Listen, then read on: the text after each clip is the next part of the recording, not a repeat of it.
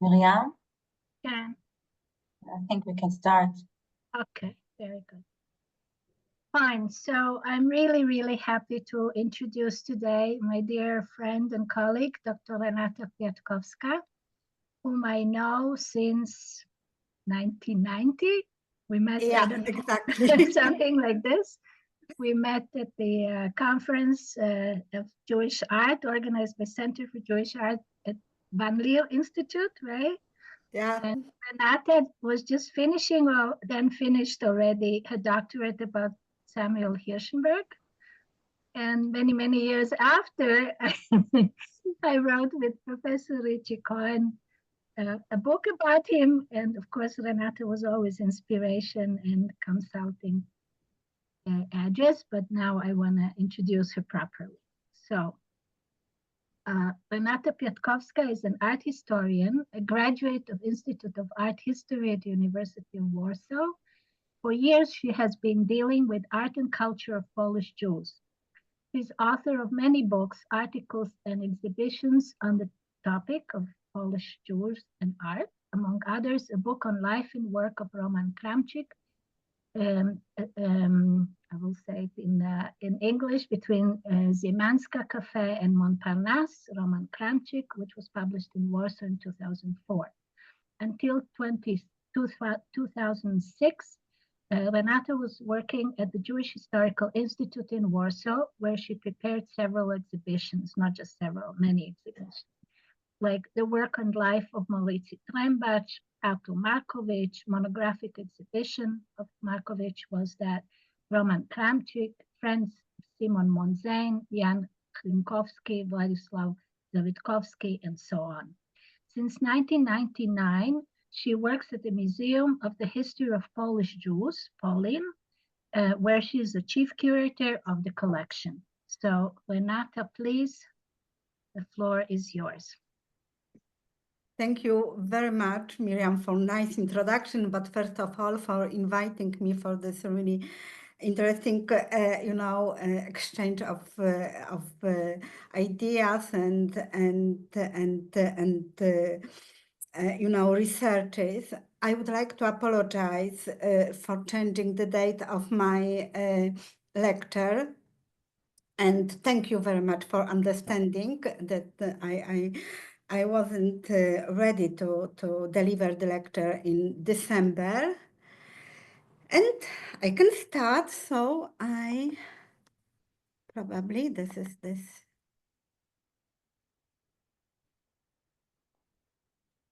Okay. Please let me know. Yeah, it's okay. You see it? Okay. My interest in female Jewish artists started, quite accidentally by meeting with some personalities and doing my research of the interwar Jewish artistic life in Warsaw, that I came across two Jewish artists, Ester Carp and Pola Lindenfeld.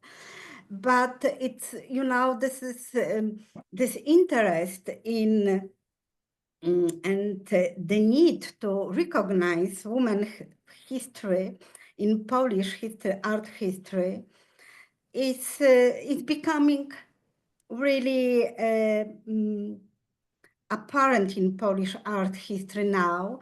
And it's good because we can exchange the ideas, exchange of our findings, and to understanding what was behind the this really very strong ideas to become an artist.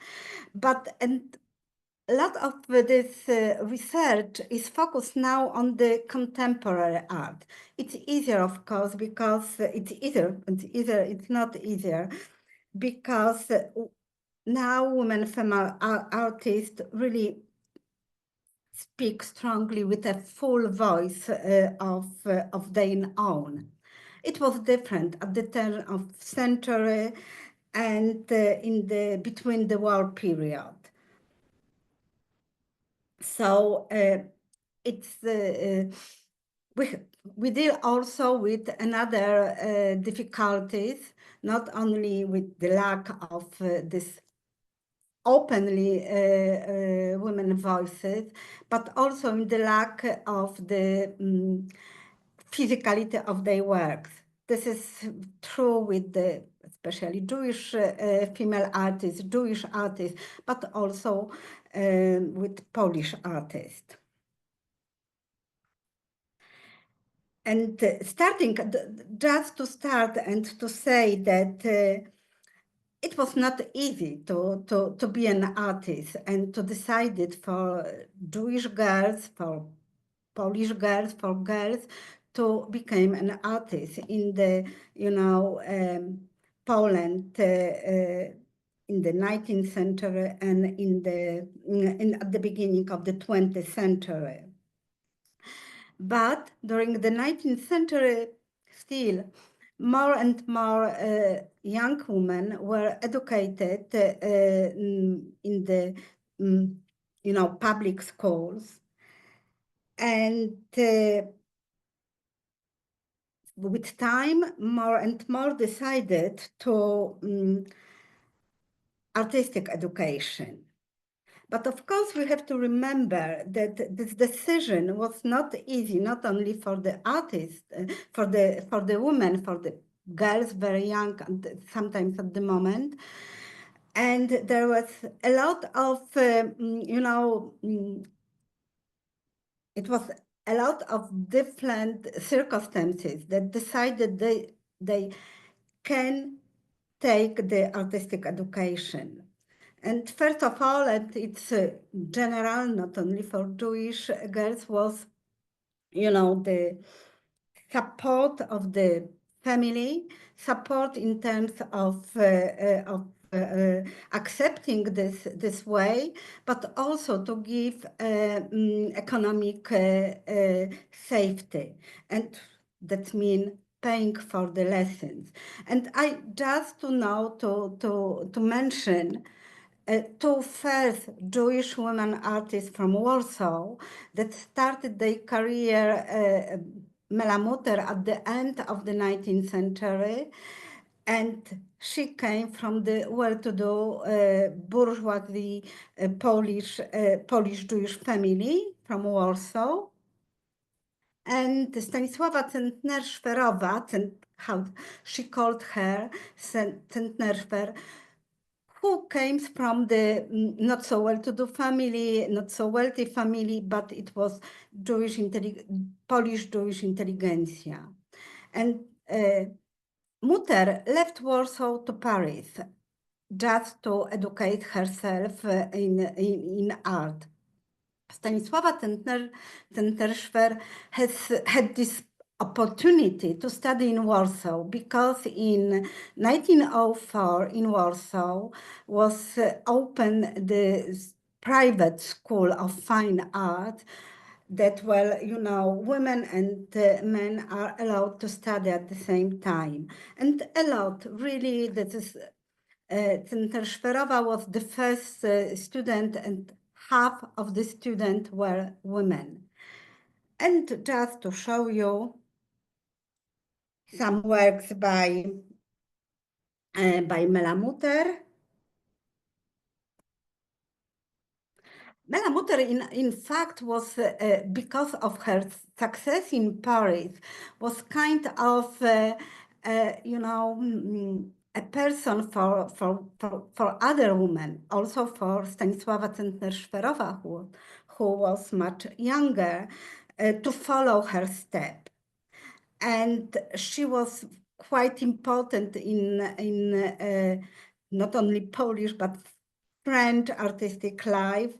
And these photographs from Barcelona presented Polish artists, and Melamuter, she was the person who,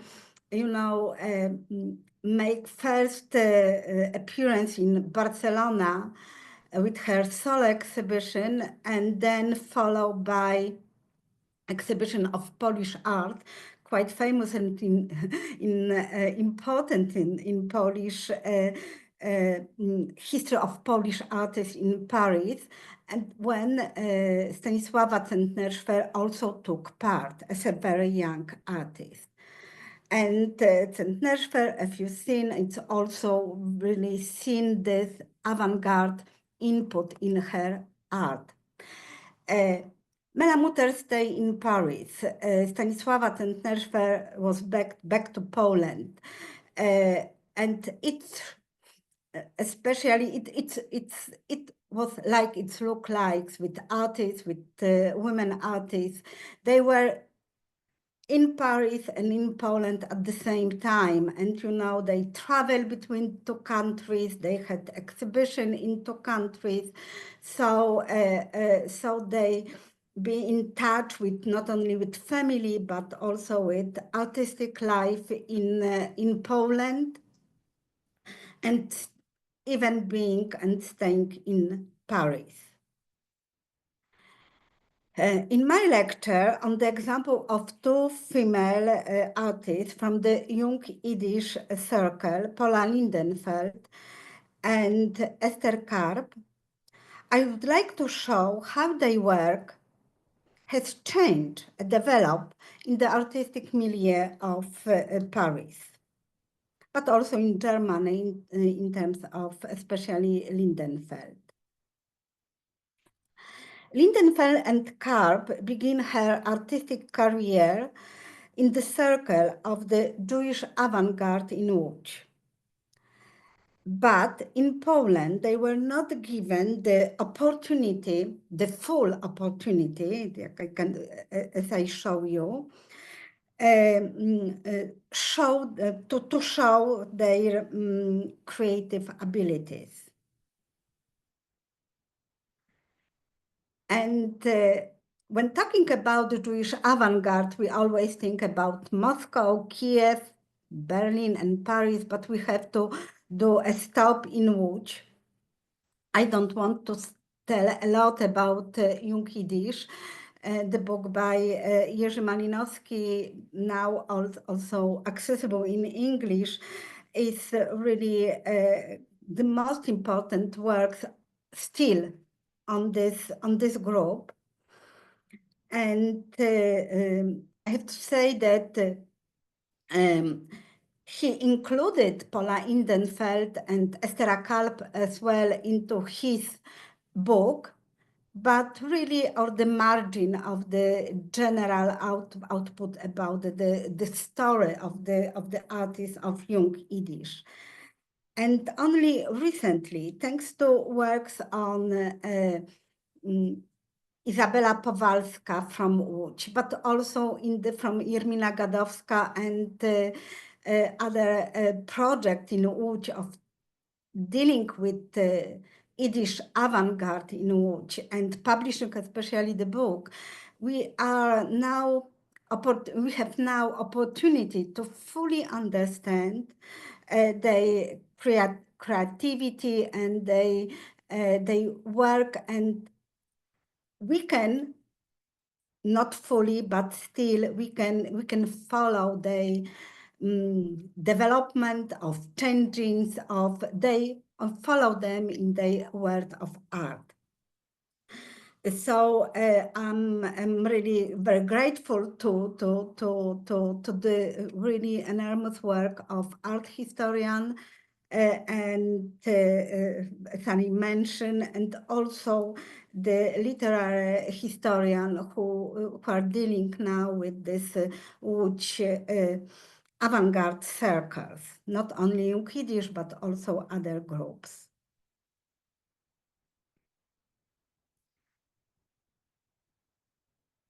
Pola Lindenfeld and Ester Carp were not the only women associated with Young Yiddish. The other names are Ida Brauner, Zofia Gutentag, and Dina Matus. But only Pola Lindenfeld works were put inside the Young Yiddish Almanac. So even for the colleague, she had this special place. She was allowed to publish her her works in the final volumes of the Young Yiddish Almanac.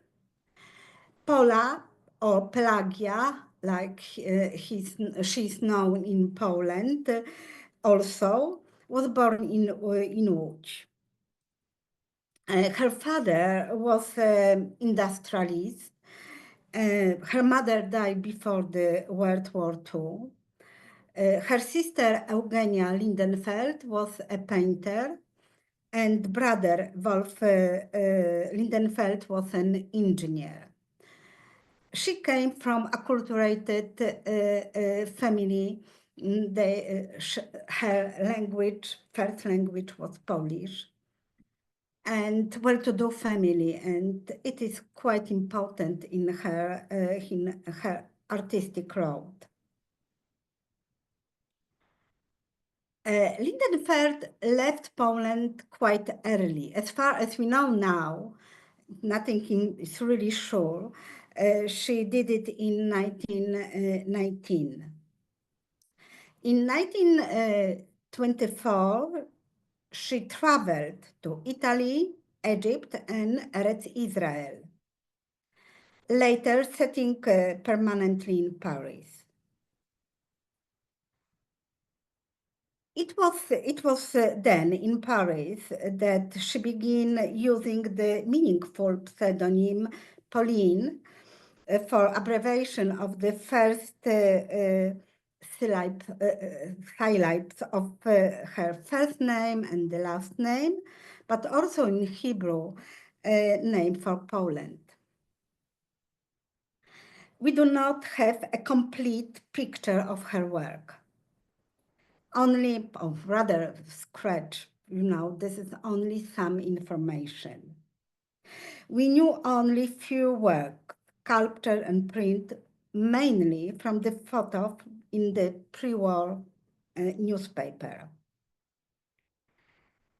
And as far as I know, the only of her sculptures survived. I will show you later. And in Germany, in May 1922, Lindenfeld took part in the Congress of International Union of Progressive Artists and in the Great Exhibition of New Art in Düsseldorf, when he showed 4 sculptures: Prophet, Mother, Screamer, Scream 1, Scream 2. We only know the titles.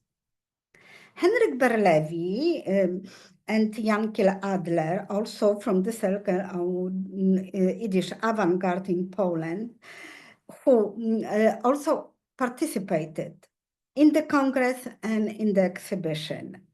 And they both wrote a review of this exhibition for the for the Warsaw Press. Berlewi for Nasz Kurier in Polish, Adler for Hind in Yiddish.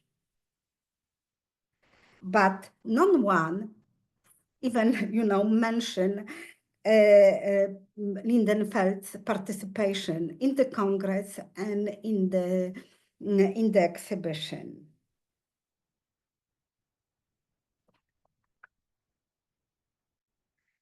As I said, we thought that she settled down in Paris around 1925. But it was in 1928 when she, for the first time, her sculpture were presented on the salons. The first one was Salon des Indépendants. There was 2 sculptures, Nude and Tête de Femme, and also in the Salon d'Automne, the same year.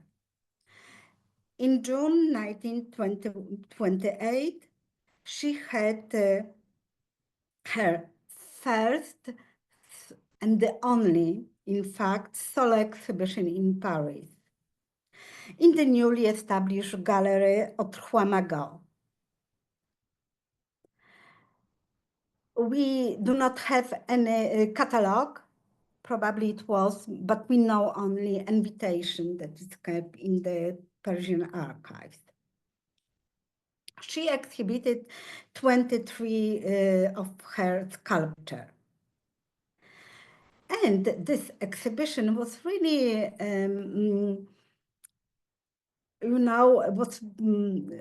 Persian critics, both Polish and French, wrote about this exhibition and about her presentation show on the salons, but with really it was very good, and they appreciate her work. I quote some. First, it was Edward Woroniecki, art reviewer for Polish and French press. He wrote, Miss Lindenfeld, Polin's first solo exhibition, as far as we know, sincerely interested us. She presented a series of masks, heads, and bustes with simplified synthetic features, as well as several groups of figures. Almost all the works were made of noble materials, marble, stone, granite.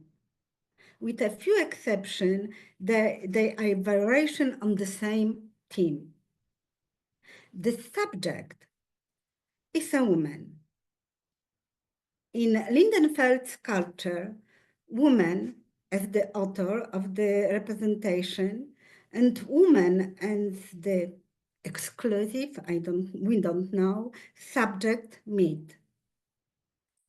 At the center of her artistic interest stood woman as an individual unit, as in relationship with other women, showing friendship, sisterhood, love. Lindenfeld's woman, stylized, slender, girlish, devoid of matter, corporeality, and sensuality, are not object of, of desire for male desire, or male erotic fantasies.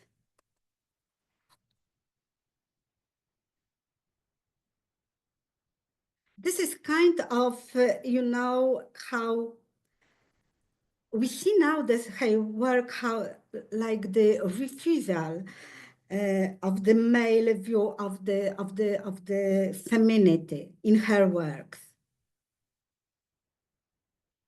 And what is also interesting,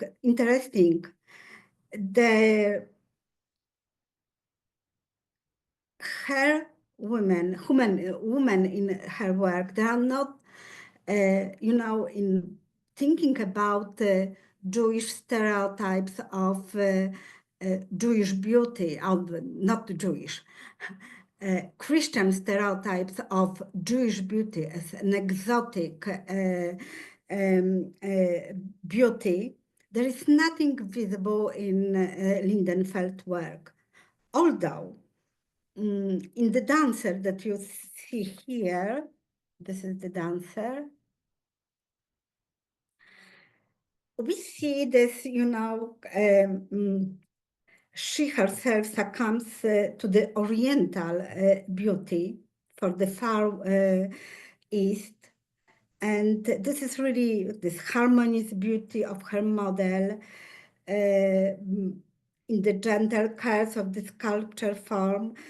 It's, there is very typical for her works and as we know them from these photographs.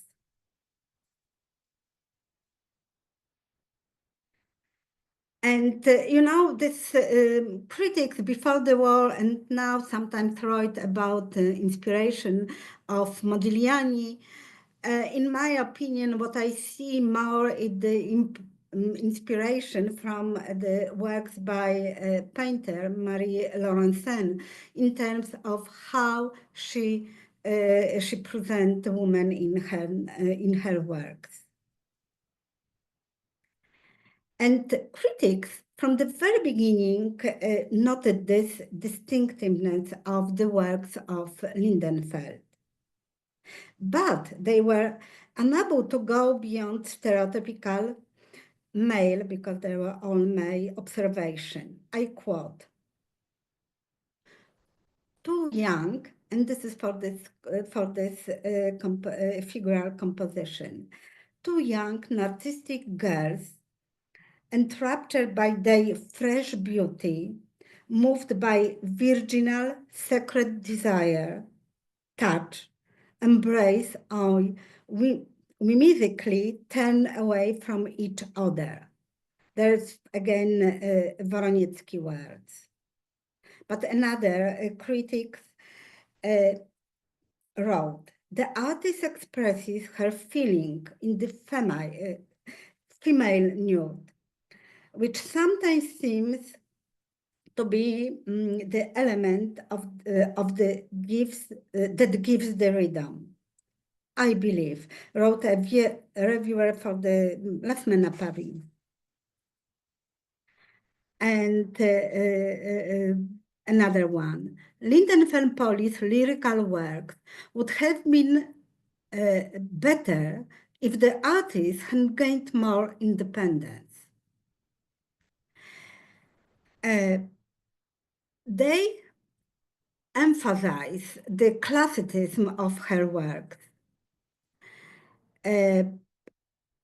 excited in the synthetic and simplified approach to form. The reference was also made to archaic Greek or medieval sculpture. The delicacy, the fragility of the line, which according to French critic Clément Moreau, is an expression of a state of mind, reflecting an inner harmony devoid of all external, accidental influences. Today, we also see in this work the manifestation of gender in the work of this Jewish woman artist, a subject that, in my opinion, still requires careful study. This Parisian chapter in Lindenfeld works was summed up really enthusiastically by Moreau. I quote, "The works of Lindenfeld Polin are awe-inspiring. She is an outstanding sculptor." So after the first success in Paris, Lindenfeld decided to back to Poland. She traveled, we know that now, that she regularly returned to Poland for a family reason, but in 1930, or in the late 1939, she decided to, for the first time, presented her works for the Warsaw public. She was, in fact, the only artist from the Young Yiddish Circle, female artist from the Young Yiddish Circle, to have a solo exhibition in the Jewish Society for the Encouragement of Fine Art in Warsaw. And it was, two artist exhibition. It's a joint exhibition of her works and works of Simcha Traktor, Lublin, Paris artist. Later, because it was the beginning of the 1930s, and later in March and April, she had another exhibition in Łódź.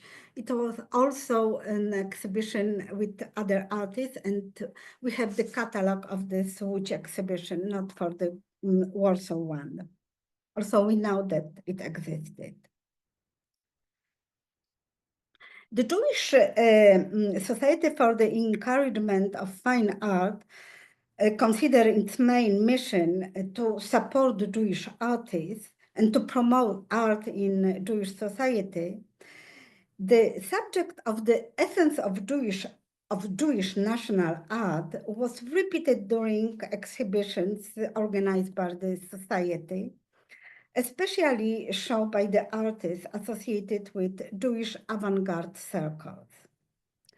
And it started, this cooperation between people working with the association, even with the first exhibition of Jewish art, first in Białystok and then in Warsaw and Łódź in 1921. Works by avant-garde artists regularly appeared in Warsaw exhibition, and one of the first was the exhibition of works by Abraham Maniewicz from Kiev, but also, there's other artists from the young Yiddish circles like Itzhak Brauner, Marek Schwarz, Henryk Barciński, and 3 times even Henryk Berlewi. They had the opportunity to present their works in the salons of the Jewish Society for the Encouragement of Fine Art. And among these artists, the only one was Pola Lindenfeld, who came from the same circles. So it is worth of looking at Lindenfeld's sculptural output in light of Jewish art, especially in the context of the works of her colleagues, Brauner, Barczyński, or Schwarz, for whom Jewish folk art, the Bible, and the Expressionism were important sources of inspiration. And we have to say that almost for the whole of their artistic work. Lindenfeld works from the beginning was not so much Jewish as universal. We can see it already in the graphics, including in Young Yiddish and Zdrój almanacs. I show you 2 from Young Yiddish, the last volumes of the Young Yiddish almanacs. These are symbolic, anxious, rural landscapes in which the artists emphasize the contrast between the forces of nature, expressing fear-inducing clouds, and the fragile stability of homes and the people who lives in them. And this is a landscape from Zdrój almanac. In the urban backstreet frame, in the urban backstreet framed with a semicircular gate, something like matzevat, one is struck by emptiness, but also peace, as if the wall offer protection and shelters.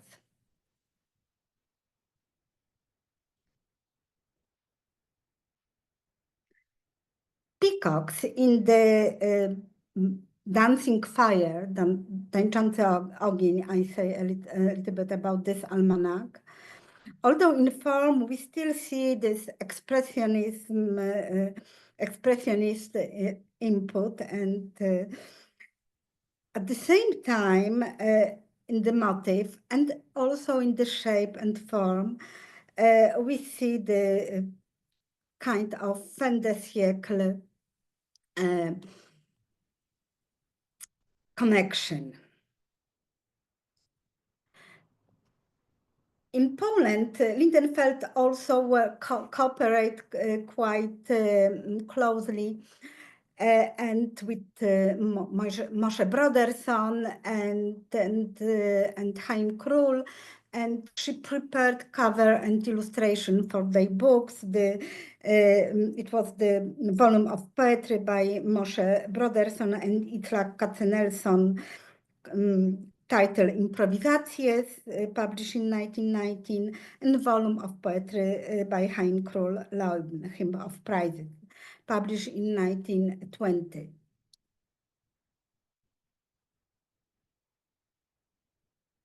Okay. So. Lindenfeld sculptures too, stylized, monumental at the same time, women nudes and heads, departed from the understanding of, stereotypical understanding of Jewish art. For her work, the sculptor sought artists outside the Jewish artistic tradition. And this sculpture, this head of woman, this is a bronze cast, is the only existing, as far as I know. I do hope that we manage to find other works, that it's kept in the, still, as far as I know, in the collection of, that belonged before to Stanisław and Margarete Kubicki in Berlin. On the young Yiddish artist, only Lindenfeld managed to emerge from the shadow of her colleague. Although, as the reception of her work in Poland indicates, she did not quite manage to make a name for herself in artistic circles here in Poland. And as we had to, in Paris, it was really different. The exhibition in Warsaw was held in parallel, as I told you, with a show of works by Simcha Trachter, a Lublin Paris painter. And it was primarily his work, connected to École de Paris, that attracted critical attention. The presence of Lindenfeld was usually noted in one smooth sentence, and this one by Tytusz Czyżewski, poet, artist, and art critic, who wrote, alongside this exhibition, that means Trachter, also an interesting exhibition of sculpture by Mrs. Lindenfeld. Some heads in marble very beautiful. A lot of culture, technical skill. But perhaps this was determined by the fact that the Lindenfeld Polin exhibition was not a representation of a Jewish artist, also in a Jewish venue, but a modern sculptor whose art, on the one hand, referred to the past, as critic cited Romanesque or Gothic sculpture, for example. On the other hand, was seen as inspired by the East, whatever that means, but very often this critic written about Eastern look of her sculptures. And this mixture allowed her to create an original language of modern sculpture, contemporary sculpture. The example of Lindenfeld's Warsaw exhibition, which went almost unnoticed, as well as the absence from the exhibition organized by Jewish Society for the encouragement of fine art of other female artists from the young Yiddish circles, indicates that the secondary position in the group, Ida Brauner, who was in fact a chief graphic, as I can say, for this almanac Tańczący Ogień, Dancing Fire. It was a poetry almanac created mainly by Mieczysław Braun. But Ida Brauner was responsible for the graphic output of the almanac. It's visible that Ida Brauner, her only solo exhibition, was in Warsaw in December 1929, but none in the Jewish Society. But at the renewed salon of Czesław Garliński, private salon. Perhaps this is why the artist, Brauner, chose this venue for her first solo exhibition, that it was not possible to hold this exhibition in the salon of the Jewish Society for the Encouragement of Fine Arts. And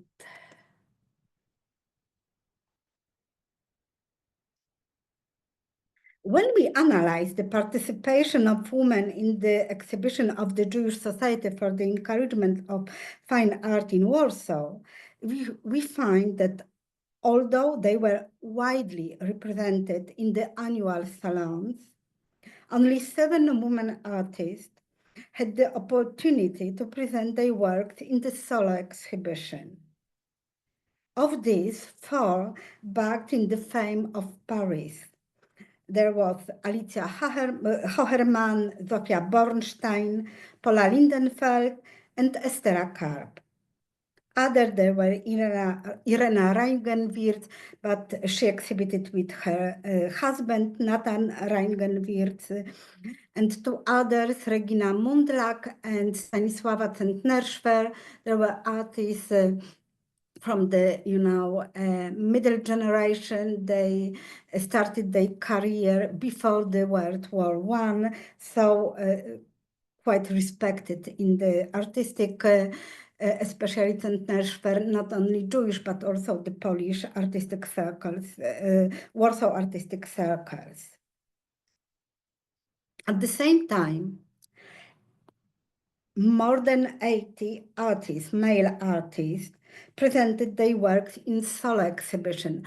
Also, we have to remember they were so-called solo exhibition. Sometimes there were exhibition of 2 artists or 3 artists, but they had the opportunity to present about 20, 30, or even more works. So this is why I called it the solo exhibition.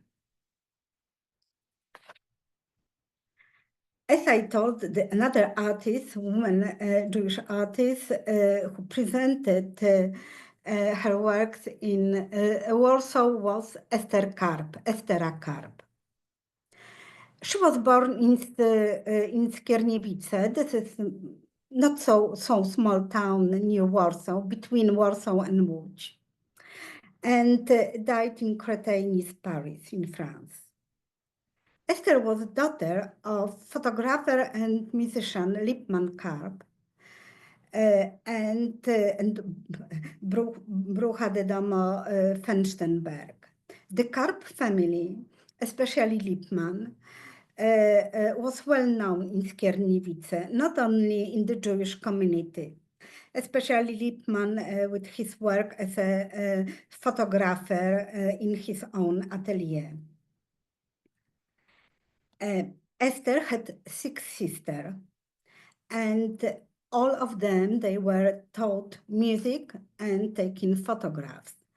And this is not surprise that 2 of her sisters follow their father's steps and become a photographer and have their own photographic atelier. One in Łódź, and one because she left Poland to reach Israel at the beginning of the 20s and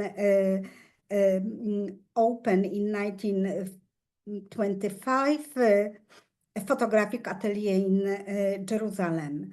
Her name was Rivka.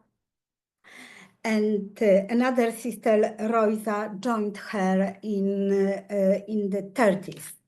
Because Lippmann Karp was really involved in Jewish national life in Skierniewice, and also in terms of cultural life, but also in political one, and it was member of different Zionistic organizations.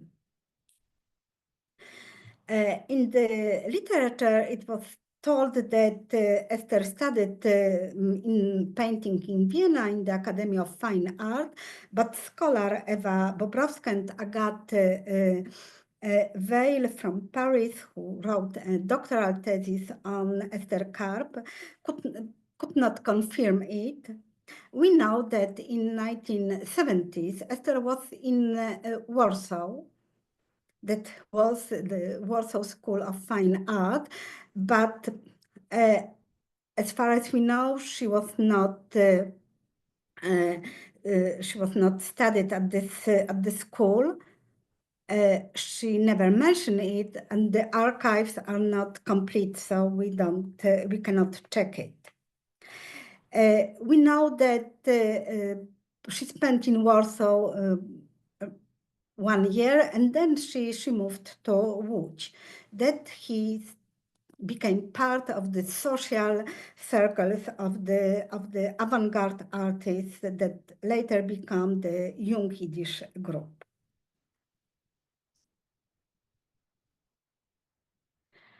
And I would like to show you her work. There is now associated, and it wasn't associated with the Young Yiddish Circle. It was a book, a volume of poetry by Hiegru with composition by Ester Carp that were published in Łódź by Achrit Publishing House in 1921.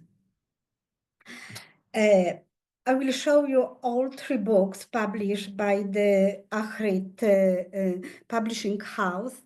All of these books were there are volumes of poetry by Hiegru, David Zittman, and Rachel Lipstein, but all these books were created from the artistic point of view, graphic point of view by 3 women artists, Ester Carp, Dina Matus, and Ida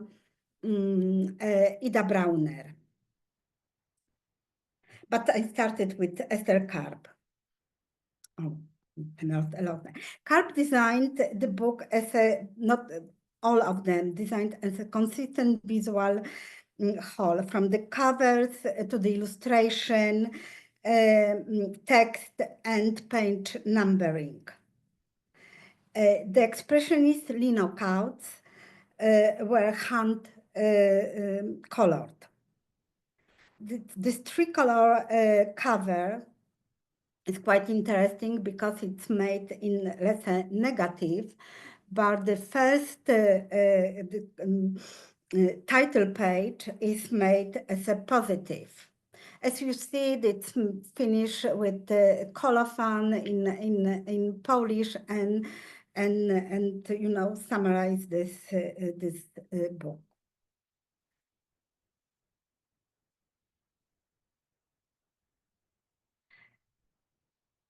Each of the books started with a separate illustration, always alluding to the titles, Heavens in the Abyss. And in this one, showing human shapes and abstract form around a kind of well, in which glimmers the reflection of a blue sky. The whole scene is set against a light blue rectangular background. And the form arranged diagonally with the shape shimmer of green, blue, red, and yellow. There follow repeated sequences, always the same. A page with the number of the poem in Hebrew letters, as you see, and the verse on the verse of a poem curved as a negative in light blue. On the neighboring left-handed page is a hand color print with the same blue background. Karp linocuts are not, illustration of the poem. There are, of course, but something common, especially the first illustration. But they are rather kind of how to say her way of thinking about the mood of the poetry, of what is in this poetry, really very, very, very interesting, and the symbolism of that. So this is kind of impression rather than an illustration. But still, always the moon and the colors, the play of colors correspondent with the poem. And this is all this book by this woman artist, as you see that. There are only a few. They are not big. They are around 20 of illustration and poems. And we are really happy that in Łódź were published this book. I don't know if you say. This is a complete presentation of all 3 volumes with translation into Polish of all poems, and this is really very useful. As I said, this is in this Yiddish, other are in German, and we also in the introduction about this artistic input on the artist, but also kind of detective works by David Mazower, who find who created Archid Publishing House and for what reason. And this is really a fantastic job done by David Mazower, Dariusz Dekiert, Piotr Rybson, and Krystyna Radziszewska as a whole. This what is written about this, I think that there was some inspiration taken from Otto Miller, for example. Although for me, what I see in this work really, really incredible and outstanding is something that Ester Carp never been in Paris, but I see Henri Matisse's, joie de couleur that she put in this work. Other publication I will show you shortly. There are books by Dina Matus, who made the composition for the volume of poem by Rachel Liebstein, this time in German. And it was in fact Liebstein who, family, or rather her family, who gave money for publish this book.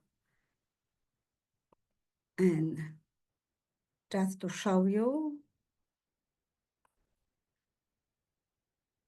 as you see, they are made in the same, they discuss it, how they want to present it, definitely.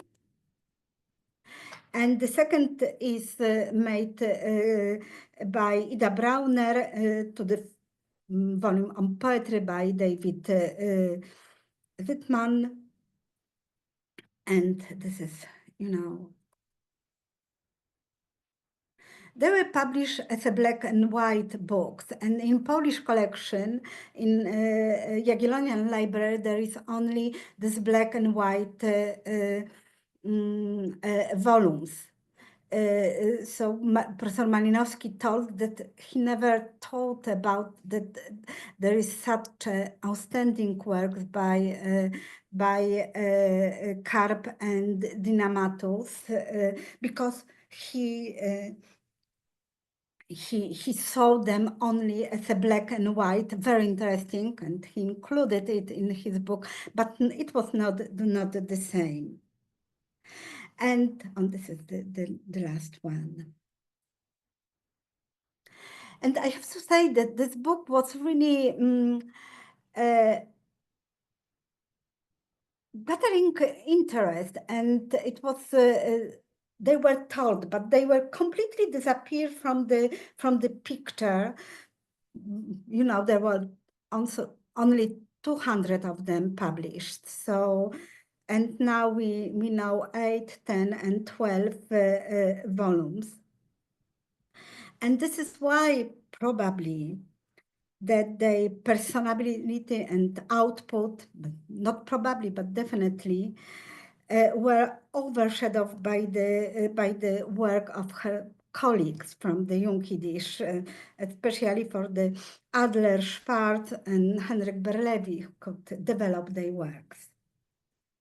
And just to finish, Ester Carp also returned to Poland at the beginning of the 30s and had a solo exhibition in Warsaw. And in Paris, she was told that she came to Paris also around 25, but for the first time she exhibited in her works in the 1930. It was also at the Pariser Salon.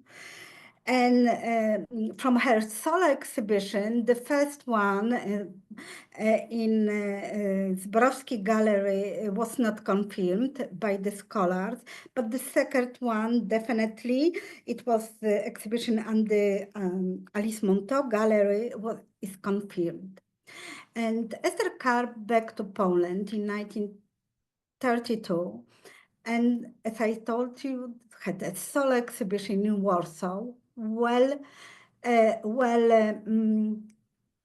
received, and then in Łódź as well. This claim of Warsaw critic came, in my opinion, mainly from this that Karp at the time really was inside the works well known in Poland. So the circle of École de Paris with wonderful color and this kind of expressiveness in it. What is different in Ester Carp, we only know about 20 her paintings from before the war, was the intimacy of her work. Very often there are you know, view of interior of her atelier, like here. So this is kind of work she did. She back to Paris in the, I think, in the 1936, and was really very active in the Parisian life at the time.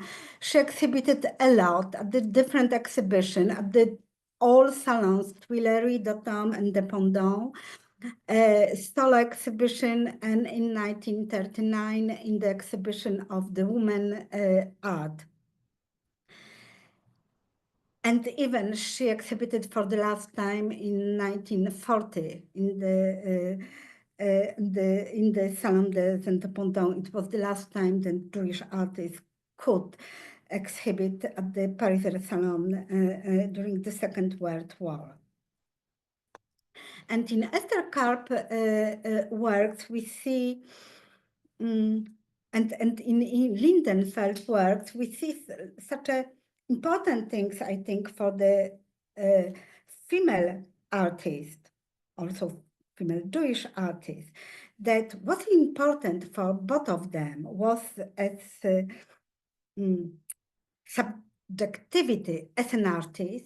They presented herself as an artist with her works. They wanted to get recognition as a status of women artist, manifested herself and as an artist, and that is visible in the self-portrait, it's not it later, by Ester Carp. We don't know if Lindenfeld did self-portrait. They have both similar strategies for, you know, for their expression. From from the one side, it is intimacy of their work. In both, it's visible. Focus on inner life in terms of women, in terms of Lindenfeld, in Ester Carp, in internal life, close in the small rooms, everyday life also. Personal narrative. We don't know a lot about that, but we know that that there is something in their works. Both of them, they were not married and they had no children. Also, we know that Ester Carp miscarried her pregnancy, and it means that meant a lot for her. And on the left you see this maternity. So this motherhood was for her very important. This is also a question of identity, self-identification. First of all, as a woman, as a female artist, as a national identity, Polish, Jewish, Polish, French. It was quite important and different, with different background for the Ester and Pola. But this is really something meaningful for both of them. And I think that later investigation researchers give us more about that. Now, I think it would be more appropriate to talk about the identities of individuals as a national identity. So the individual identity as Ester Carp and Pola Lindenfeld. And I would like to, this is also a work, this is of the post-war. So I would like to finish my lecture with a few words about what happened during the Second War with Pola Lindenfeld and Ester Carp. We are not sure, but I think that Pola Lindenfeld back to Poland, stayed to Poland, and never back to Paris. Also, in the literature is written differently, because she never ever exhibited in Paris, and she did it in the 30s in Łódź, and she's also written in the register, Łódź register. And we know that she spent last holidays before the outbreak of the war in Muszyna, in the South Poland, in the Spa region, a resort, quite nice and until now quite popular. And at the outbreak, so she was at the outbreak of the Second World War, she was in Łódź. At the beginning of the 1940s, she was forced to relocate, relocated to ghetto in Łódź in the Bałty district. The only record confirming her stay in the ghetto, other than her name in the registration book of book, of the citizens, so-called inhabitants of the ghetto, is a date note. She died April 6, 1942, in the Helena Wolf Hospital on Łagiewnicka Street, aged 48. The card does not specify the cause of death. She was buried at the Jewish cemetery at the Bratska Street.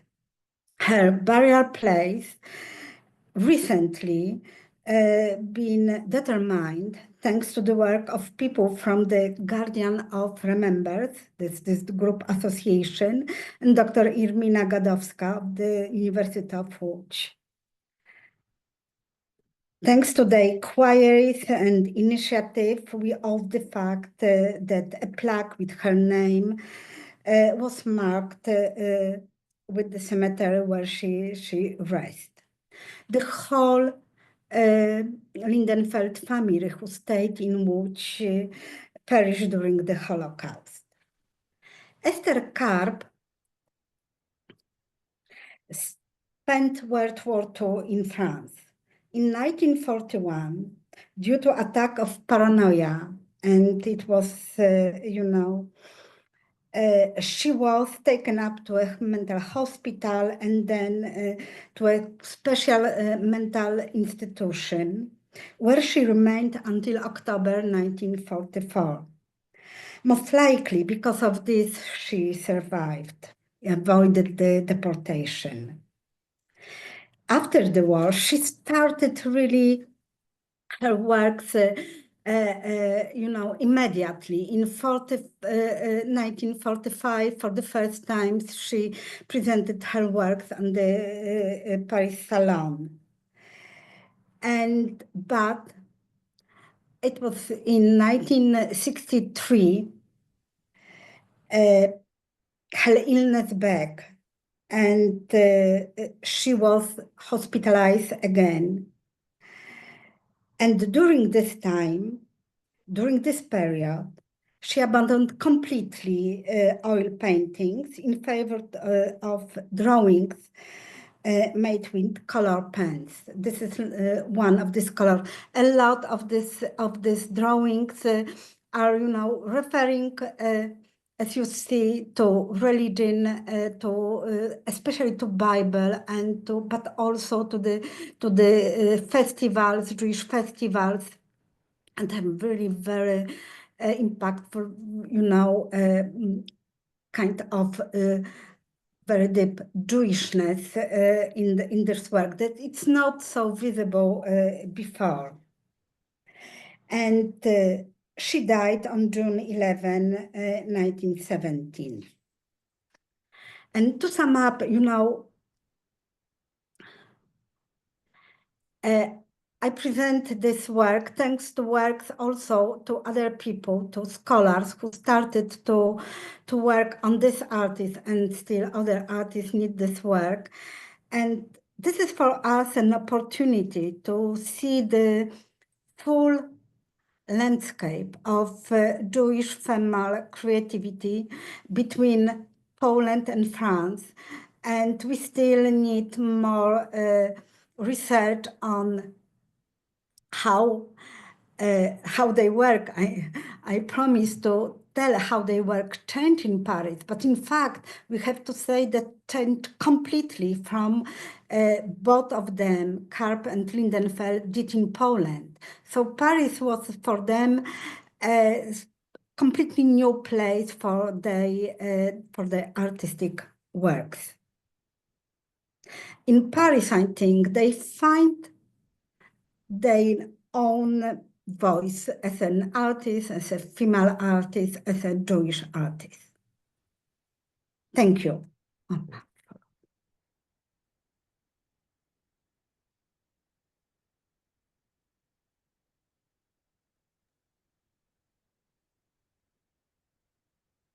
Oh, I'm sorry. There are self-portrait by Karp.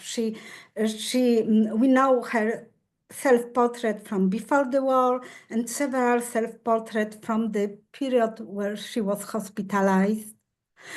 And at the end, just her two photographs, first with her father and the last in her post-war years in Paris.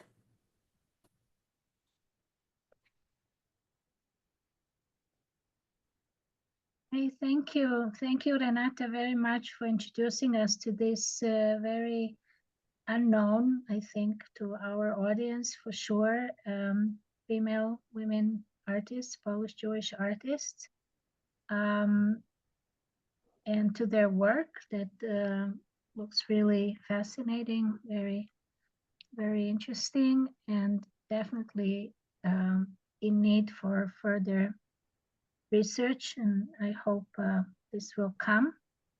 I have just one question, which is actually more, doing with this work around them. I know there was like a few years ago, there was an exhibition about Junge Yiddish in Łódź. Did they were included because you mentioned the people that were working on the exhibition, like Gadowska, Dr. Mina Gadowska and Izabela Powalska. So they included this yes, work of in course the it was. exhibition.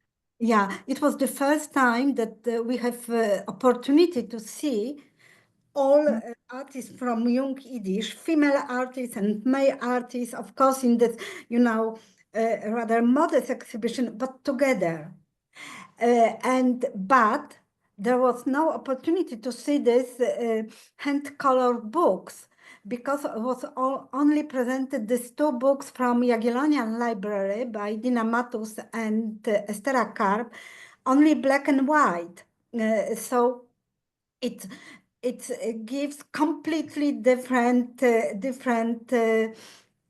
completely different. But I have to say that when I only see by my own eyes the works by Ester Carp, and it was during the conference, around this exhibition that, Dariusz Dekiert from the Łódź University came from Israel when he met the family of Ester Carp, in fact, her nephew. And, and thanks to the family who kept, and this volume I saw was a gift from Esther to her sister Rivka, with dedication in Yiddish. And it was, in fact, the second exemplar of this, of the 200. And it's completely different. I'm so happy that I have this book with all this reproduction well done. But this is seeing and feeling the paper. It's unbelievable. The problem was that this work were unknown, in fact, because the works, as I know, in Polish collection only black and white. In Israeli collection, as far as I know, there are nothing. They were in Library of Congress, but nobody pay attention to that in Library of Congress in Washington, and two of them are in the National Library in Copenhagen. Also, there were not main interest for the people in Copenhagen. They came with private collection. And this is thanks to David Mazower, who, followed all of these exemplars. And he had, he said, okay, now I have to edit another one. In the museum, in the Polin Museum, we tried to buy this book and the auction in Paris. And this book by Brauner, all of three of them came from Manekat's collection, and then was inherited by someone else. And we even managed to buy this Ester Carp book, but unfortunately, this is because of the French law, identical is in Poland, that French institutions are always first to buy the book. But fortunately, all of them are now kept in the Jewish Museum in Paris. And Ester Carp is even presented on the online, in the online collection. So please go to the Paris Museum and see Ester Carp. And as far as I know, this book was also published in English, but in Germany. I don't know why. But I can check and try to that it is.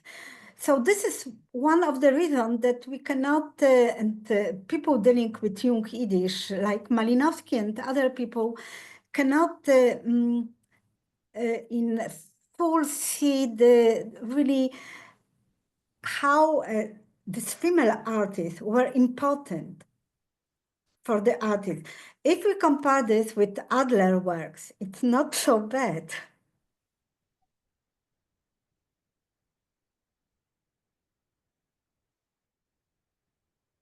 Miriam, we can't hear you. Yes, thank you. I was not able to open my microphone.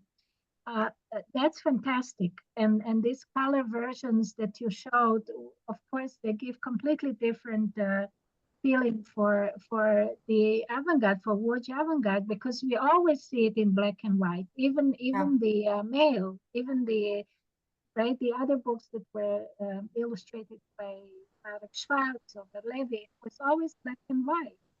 So this color was really something special. Yeah, that's true. I just want to tell you, Ziva was here. She's not anymore, but she wrote, "Hi Renata, I enjoyed your lecture very much and hope to be in touch with you." And she's here sending her email. So please contact me. I will send you her email in my email, and then you with pleasure. With pleasure. Yes, but you wanted to say something else that I. You know, male artists are more fortunate because their painting survived. Like Adler and Schwartz, they sculpture also. So it was easier to follow them and to development of their art. And in fact, what is we're all dealing with that. There is nothing, almost nothing left. But especially, you know, I never seen any works by Ida Brauner apart from this book. And from her graphic in Tańczący Ogień, in Dancing Fire Almanac. Never ever. And she was an active artist and since her death, you know. So, and as well with Zofia Gutentag, we have no idea how they output looked like. And Pola Lindenfeld, I think, you know, when I going deeper and deeper into her work, that she is fascinating and completely individual as an artist. But what we have done, we have more photographs, but there are only photographs. So we sculptures or there are only sculptures. Only sculptures, yeah. Because you know she ended up, I think, with graphic art and follow only her sculpture career. Maybe there are some other questions, so I'll stop talking. Hi, I have a question. Renata, thank you so much for your lecture. It was very, very interesting. You mentioned it. You mentioned what I'm going to ask about at the end of the lecture about their identity.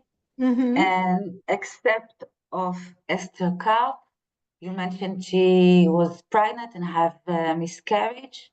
Yeah. Yeah. So I could you share with whether they're married, had children, or expressed any desire to be mothers?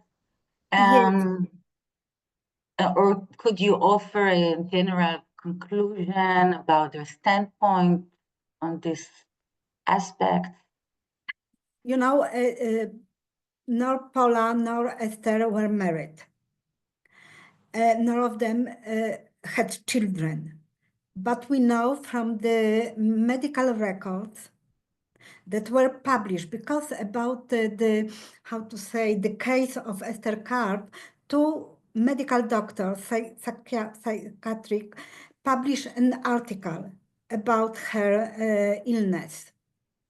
And they took from the interview with her that she miscarried just before the war, that she was in a relationship with a man who left her, but not left her as a woman, but left at the outbreak of the World War II because he joined Polish army in France.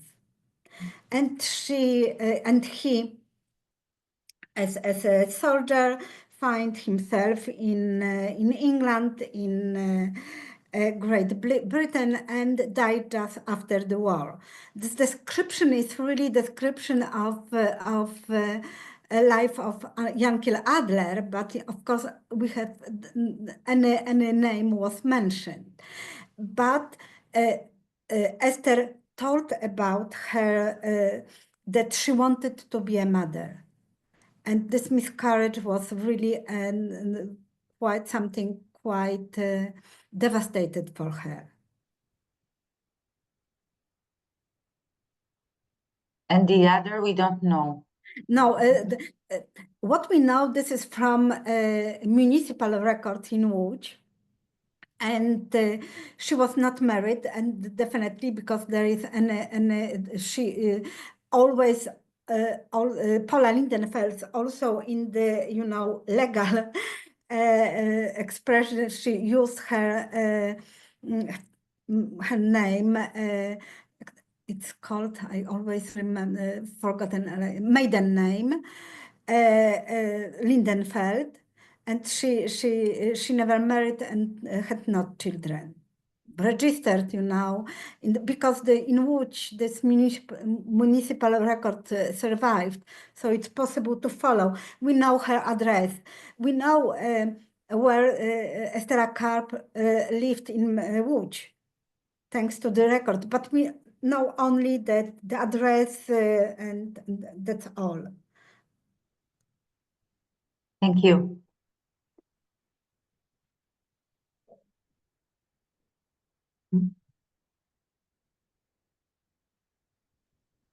Are there any other questions?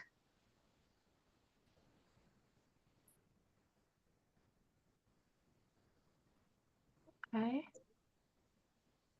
So if so, then I think we can thank you, Renata, once again. I really find it very fascinating, this whole new research that's coming up. And not just these two women, you mentioned many other names as well.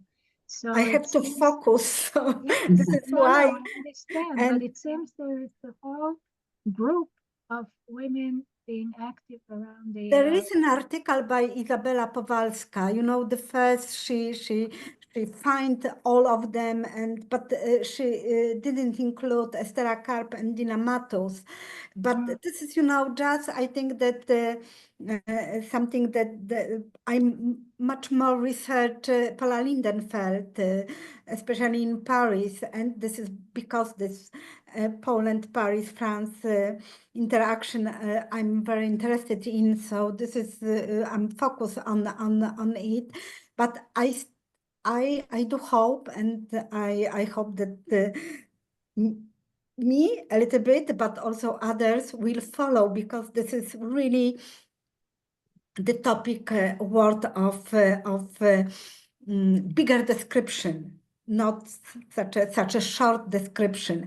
There are just information, and I'm very thank you. I would like to thank you, and do hope that it's really inspiring you for research, deeper research. I hope so. As we know, Ester Carp, it's unbelievable. She back to Skierniewice, thanks to his father first, because of the interest of local historian in Lipman Karp works, because, and they realized, and they are also a daughter.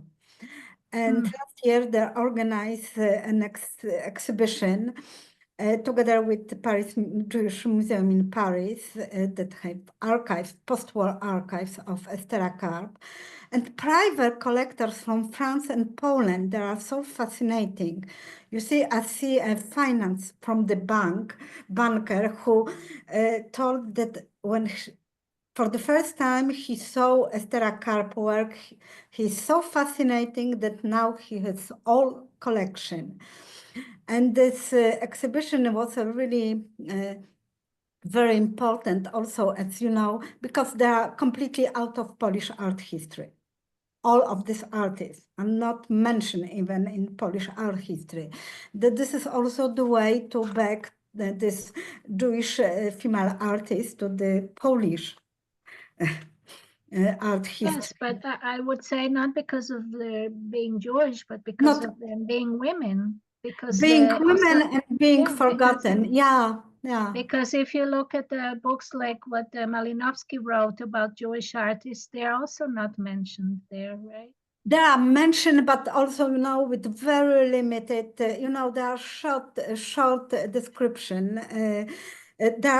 All of them are mentioned, but they are, you know, mentioned, not elaborate. Yeah. Okay, so thank you very much. We have another question from the chat. Marianne asked, what was her illness? Illness, you know, I have two. I have to find, first it was, please, I have to check the English names of that. No, it's quite what I say. This is persecutory mania. You know, whatever it means, that in mania prześladowcza in Polish, come on, you know, so this is something that she, for example, in the hospital, nobody knows that she is still doing drawings.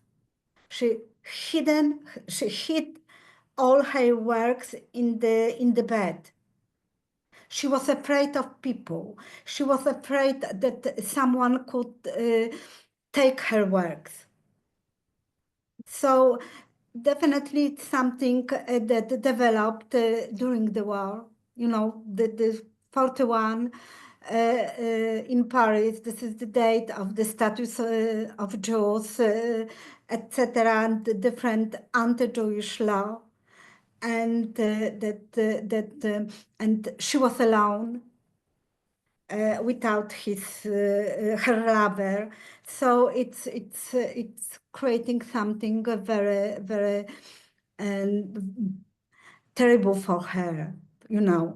And then in the 60s, it was back, you know, probably. I didn't read this article, medical article about her illness, but what I know from Agata and Eva, that this is very delicate, and was fascinating the doctors with her creativity, because they knew she was an artist, and they feared, deep fear in her, you know. So this is something that they found fascinating. But everything, you know, I don't know if Agata already published her book, but probably she would publish it in French. But she followed really, she did great job looking for works in archives and etc. about Ester Carp.